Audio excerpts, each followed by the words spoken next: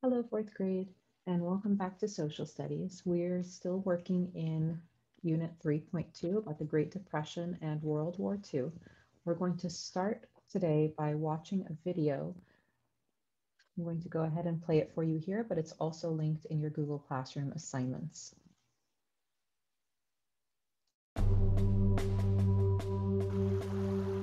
Japan attacked Pearl Harbor on December 7, 1941, prompting America to enter World War II. The war heightened racist attitudes and anti-Japanese sentiment grew. Many suspected their Japanese American neighbors might be spies or saboteurs. The military pressured President Roosevelt to take action. On February 19, 1942, FDR issued Executive Order 9066, which made it legal to relocate Japanese Americans from the West Coast. Over 120,000 Japanese Americans were taken from their homes, some of which were seized by white Americans. They could only bring with them what they could carry, and were shipped to remote relocation centers. Once at the camps, they essentially became prisoners. Nearly two-thirds of people interned were native-born American citizens. Over 1,000 young people from the camps volunteered for military service. Eleanor Roosevelt strongly opposed the internment. She visited one of the camps and urged FDR to lift the order. We must not forget this. We must realize that one cannot tell the difference between a citizen and a non-citizen by just looking at him, by seeing the color of his skin, or by hearing him talk. In 1944, the Supreme Court ruled that the government's actions were constitutional. In January 1945, the executive order was rescinded. The internees were released.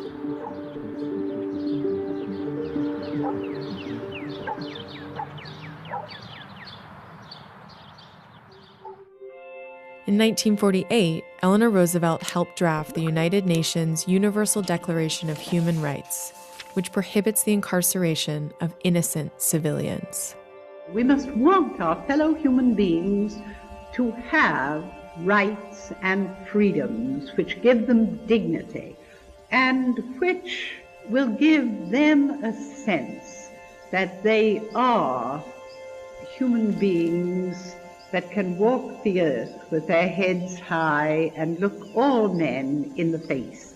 If we observe these rights for ourselves and for others, I think we will find that it is easier in the world to build peace.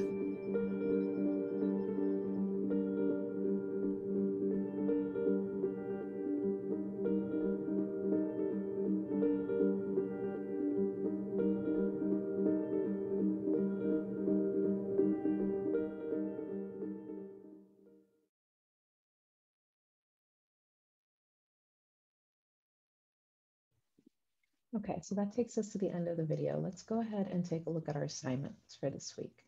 So we're going to be working on a reading passage on pages 7 and 8 first. So as we go through this, please remember to annotate, make sure your full name and date are on the page that you're going to be working on up here on top.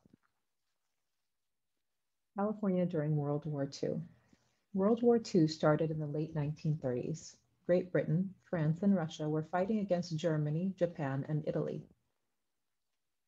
Then Japan bombed Pearl Harbor in Hawaii on December 7, 1941, killing over 2,000 people. The United States was now in a war fighting against Germany, Japan, and Italy. So pay attention to the dates, pay attention to which countries are fighting which countries. Now, the benefits of the war. California played a huge role in America's successful war effort. New factories made weapons and airplane parts. The number of military bases in the state increased from 16 to 140 by the end of the war.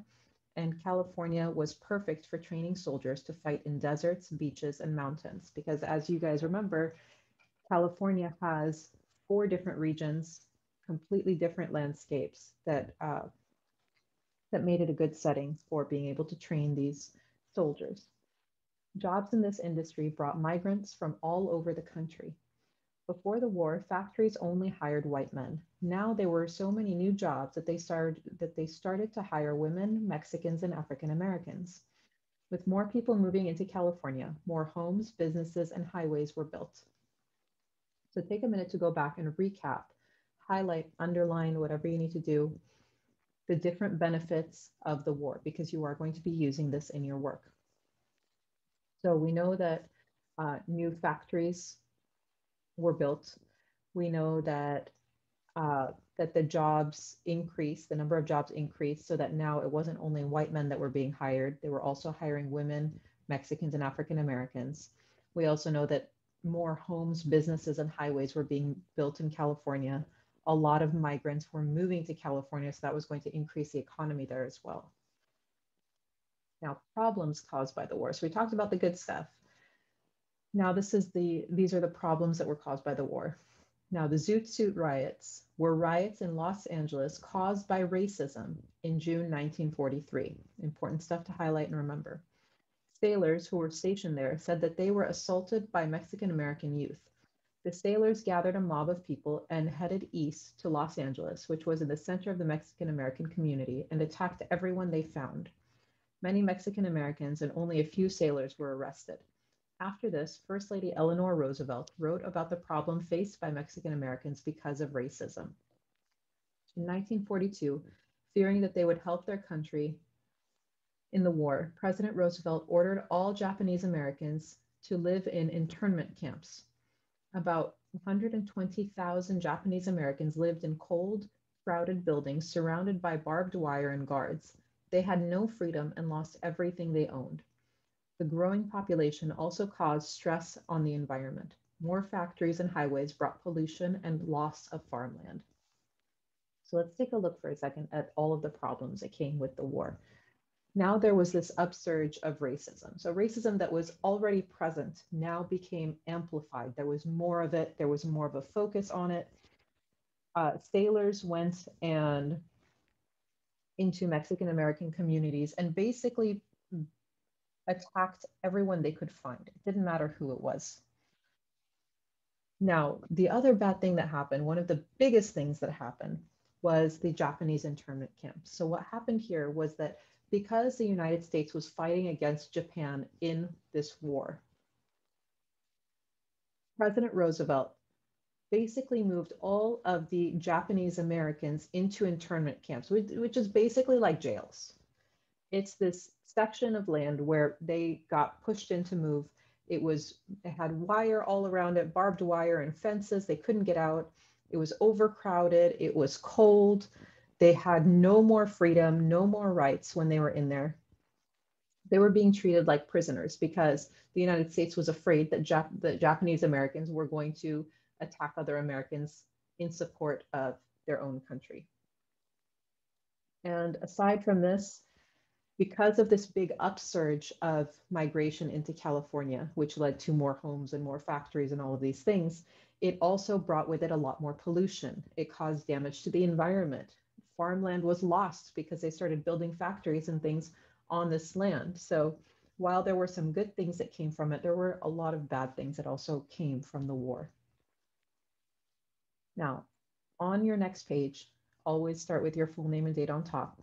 We're going to go through and discuss the questions. So why did the United States get involved in World War II? You're going to go back to the very beginning of this reading. So the very first paragraph, we know that originally it was Britain, France, and Russia that were fighting against Germany, Japan, and Italy. But when Japan bombed Pearl Harbor in Hawaii, then the United States joined the fight. What were 3 positives and 3 negatives, 3 negative changes caused by the war? So you're going to go back to the good things that came from it and the bad things that came from it and list 3 for each. And then we're going to take a look at this graph that we have down here.